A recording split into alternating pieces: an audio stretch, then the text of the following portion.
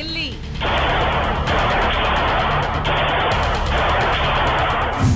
Gym मालिक की सरेआम हत्या।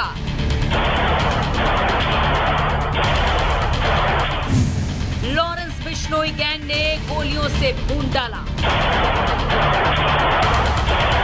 लॉरेंस बिश्नोई तिहाड़ जेल में सजा काट रहा है, लेकिन उसका ना तो रुतबा कम हुआ है और ना ही अपराध। ये हम इसलिए कह रहे हैं क्योंकि लॉरेंस बिश्नोई की दहशत तो चालू ही है। ये सीसीटीवी वीडियो देखिए जो साउथ दिल्ली के ग्रेटर कैलाश से सामने आया है। देखिए कैसे जिम संचालक जिम के बाहर खड़ा होता है, तभी ब्लू व्हाइट चेक शर्ट पहने एक शख्स आता है और ताबड़तोड़ गोलियां बरसाने लगता है। आरोपी जिम संचालक को इतनी गोलियां मारता है कि जब तक कि उसकी हत्या नहीं हो जाती है और फिर तमंचा लहराते हुए मौके से भाग जाता है। आपको बता दें कि लॉरेंस गैंग ने जिस शख्स पर ताबड़तोड़ गोलियां बरसाकर उसकी हत्या कर दी, उस शख्स का नाम नादिर शाह है, जो कि अफगानिस्तान का रहने वाला था और दिल्ली के ग्रेटर कैलाश में एक जिम चलाता था। लेकिन 6 से 8 राउंड गोलियां चलाकर लॉरेंस गैंग ने उसे हमेशा के लिए मौत की नींद सुला दिया। शुरुआती जांच के बाद दिल्ली पुलिस ने इसे गैंग वॉर से जुड़ा मामला बताया था और अब इस बात पर मुहर भी लग गई। लॉरेंस बिश्नोई गैंग के रोहित गोदारा नाम के एक शख्स ने पोस्ट करके हत्या की जिम्मेदारी ली है।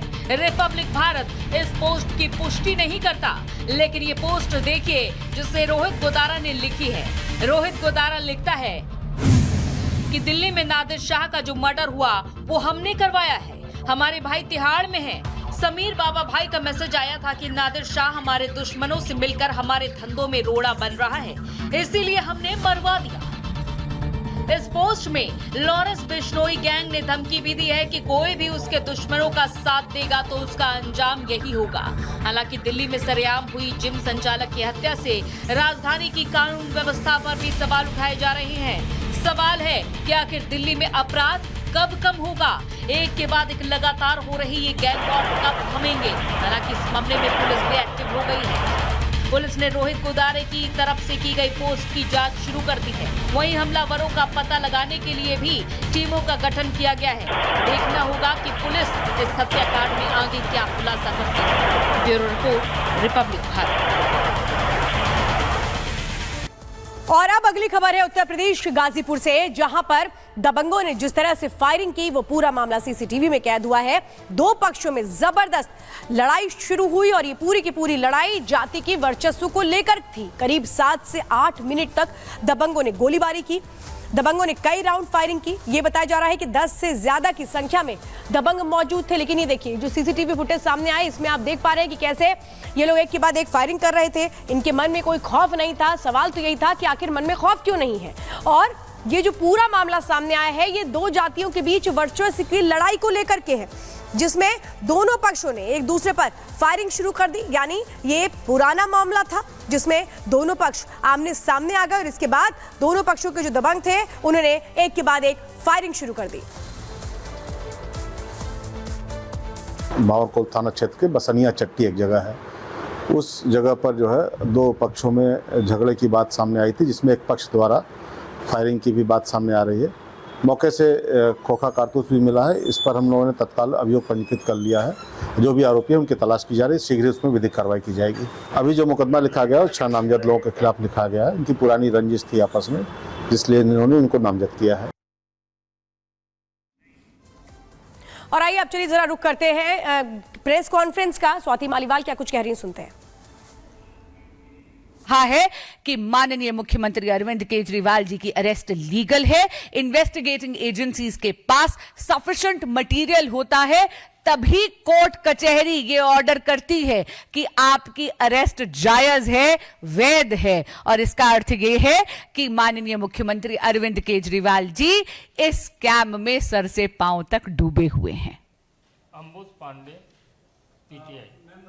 केजरीवाल जी को जमानत मिली है। तमाम विपक्ष के नेता जो हैं इस कोर्ट के इस फैसले को वेलकम भी कर रहे हैं और इसी बहाने बीजेपी को टारगेट लगातार किया जा रहा है। वही आरोप की सीबीआई, ईडी और एजेंसीज का दुरुपयोग बीजेपी करती रही। तो इस चीज में जो है पूरे अपोजिशन की यूनिटी नजर आ रही है, इसको कैसे देखती है? चोर चोर मौसेरे भाई, और इतना मैं आपको जरूर कहूंगी, इंडी अलायंस की ये पुरानी भी उन्होंने पाया है, और मैं कोट करती हूं पैराग्राफ 36 से, the appellant's arrest does not suffer with any procedural infirmity, यानी उनकी अरेस्ट लीगल हुए। इसका क्या अर्थ है? इसका अर्थ यह है कि जांच एजेंसियों के पास पुख्ता सबूत थे, सफिशिएंट मटेरियल था, काफी सारे तथ्य थे, जिसके कारण यह पाया गया कि अरविंद केजरीवाल जी को अरेस्ट करना जायज है। इसका सीधा अर्थ यह भी होता है कि न केवल अरविंद केजरीवाल जी शराब घोटाले के किंग पिन हैं, बल्कि सर से लेकर पांव तक शराब घोटाले में लिप्त हैं, क्योंकि कचहरियों ने बार बार यह पाया है। आपने देखा होगा आज की कंडीशंस, पैराग्राफ 47 उसका पॉइंट डी उठाकर देख लीजिएगा। अरविंद केजरीवाल जी को रोका गया है किसी भी फाइल पर साइन करने से और सीएम ऑफिस जाने से। क्यों? ईडी का जब आप ऑर्डर सुप्रीम कोर्ट का देखते हैं तो वहां आपको याद होगा कि honourable supreme court of India ने एक संकेत दिया था, माननीय मुख्यमंत्री अरविंद केजरीवाल जी को कहा था कि नैतिकता के आधार पर उनको इस्तीफा दे देना चाहिए। जिस तरह वो मुख्यमंत्री की कुर्सी को जकड़ कर बैठे हैं, ये उद्दंडता और उनकी हट से दिल्ली का अहित हो रहा है। लेकिन माननीय मुख्यमंत्री अरविंद केजरीवाल जी ने सुप्रीम कोर्ट के इस संकेत को समझा नहीं, क्योंकि सत्ता के मोह में वो इतने ज्यादा मदमस्त हैं। और इसीलिए एक बार फिर सुप्रीम कोर्ट ने आज चाहे बेल दी हुई, लेकिन क्योंकि उन्होंने ये पाया है कि अरविंद केजरीवाल जी लिप्त हैं इस शराब घोटाले में, इसीलिए उनको ना तो सीएम के ऑफिस जाने के योग्य समझा गया है, ना किसी फाइल पे साइन करने के योग्य समझा गया है। यानी माननीय मुख्यमंत्री अरविंद केजरीवाल जी एक बेपरवाह सरकार के एक लापरवाह मुख्यमंत्री हैं। धन्यवाद। और कोई प्रश्न? हिमांशु, टाइम्स नौ भारत।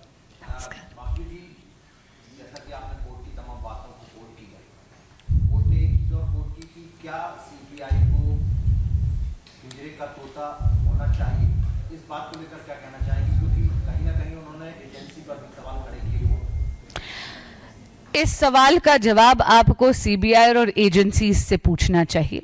इतना जरूर कहूंगी कि ये जो व्यू दूसरे जज का था, उस पर मैं किसी प्रकार की टिप्पणी नहीं दे सकती। हां, इतना जरूर कहूंगी कि जो फाइनल ऑर्डर आया है उसमें ईडी का जो पहले ऑर्डर था उसको बेस बनाया गया, और इन दोनों, चाहे सीबीआई वाला आज ऑर्डर हो, चाहे पहले 10 मई का ऑर्डर जो ऑनरेबल सुप्रीम कोर्ट ने पारित करा है, दोनों ही तो केजरीवाल पर बीजेपी लगातार हमलावर है। और बांसुरी स्वराज को इस वक्त आप सुन रहे थे, जो प्रेस कॉन्फ्रेंस कर रही थी। अरविंद केजरीवाल को आज सुप्रीम कोर्ट से सशर्त जमानत मिली है और बताया जा रहा है कि शाम तक वो तिहाड़ जेल से बाहर भी आ जाएंगे। 177 दिन बाद अरविंद केजरीवाल बाहर आने वाले। एक रिपोर्ट देखिए।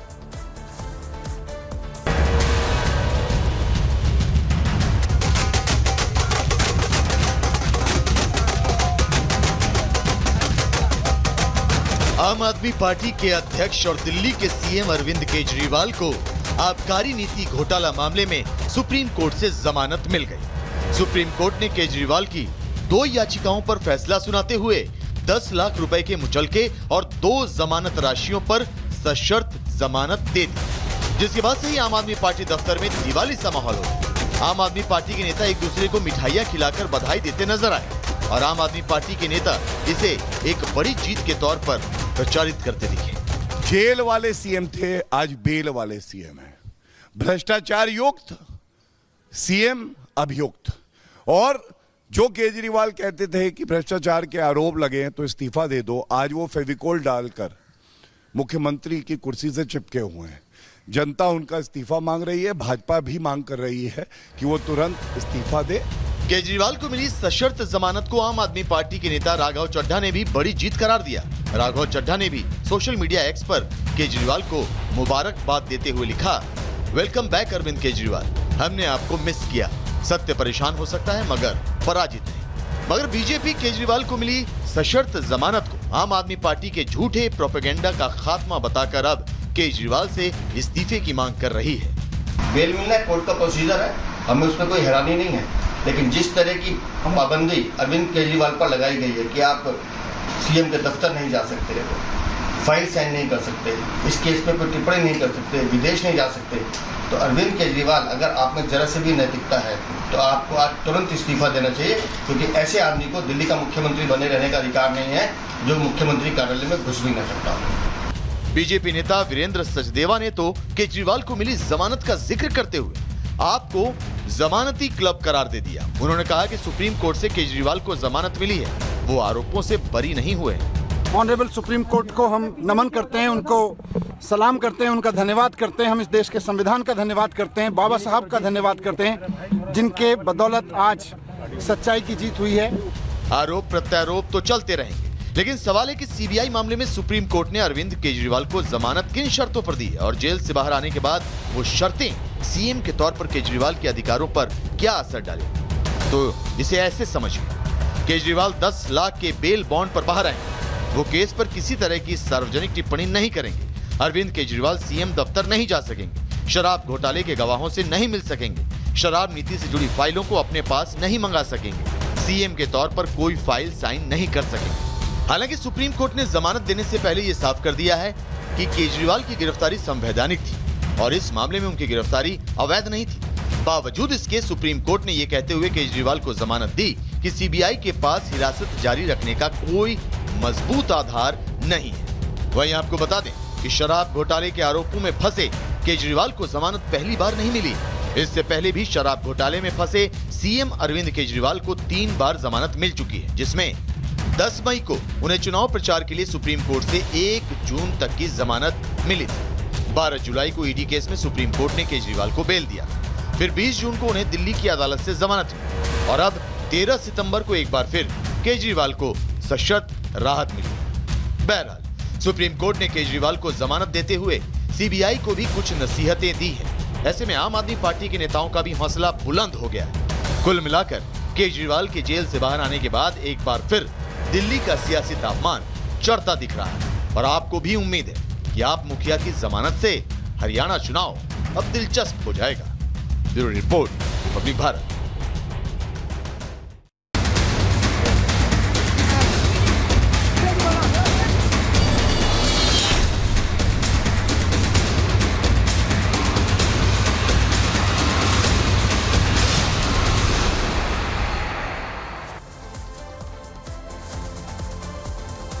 राजधानी दिल्ली समेत देश भर के अलग अलग इलाकों में इस वक्त भारी बारिश का दौर लगातार जारी है। सितंबर आ चुका है लेकिन बारिश थमने का नाम नहीं ले रही है।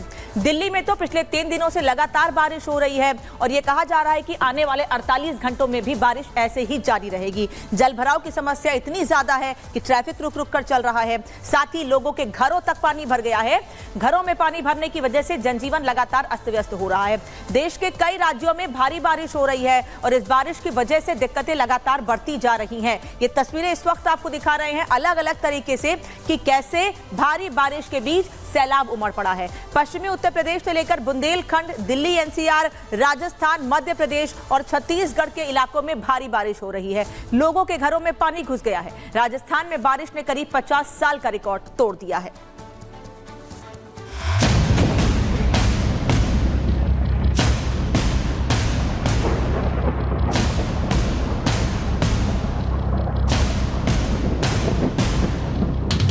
सैलाब में फंसी बस और गाड़ियां, उफान पर नदी और नाले, लोगों की बढ़ी मुश्किलें। पूर्व से पश्चिम, उत्तर से दक्षिण बाढ़ बारिश का सितम जारी है। राजस्थान से मध्य प्रदेश, उत्तर प्रदेश से दिल्ली तक पिछले कई घंटों से मूसलाधार बारिश हो रही है जो रुकने का नाम नहीं ले रही। हालात तो ये हो गए हैं कि लोगों को काफी दिक्कतों का सामना करना पड़ रहा है। राजस्थान में पिछले कई दिनों से हो रही मूसलाधार बारिश का कहर जारी है। राजस्थान के सवाई माधोपुर में भारी बारिश की वजह से नदी उफान पर आ गई है। जिसे देखकर ऐसा लगा मानो उसकी लहरें सब कुछ बहा ले जाने के लिए आमादा हों। और कुछ ऐसा ही हुआ। उफनी नदी की चपेट में आने से पुलिया टूट गई, जिससे वहां से गुजर रही बस सैलाब में फंस गई। गनीमत ये रही कि वक्त रहते बस में सवार लोग निकल गए, वरना बड़ा हादसा हो सकता था। ऐसी ही तस्वीर सवाई माधोपुर के दूसरे इलाके से भी सामने आई, जहां बारिश का पानी रिहायशी इलाके में भर गया।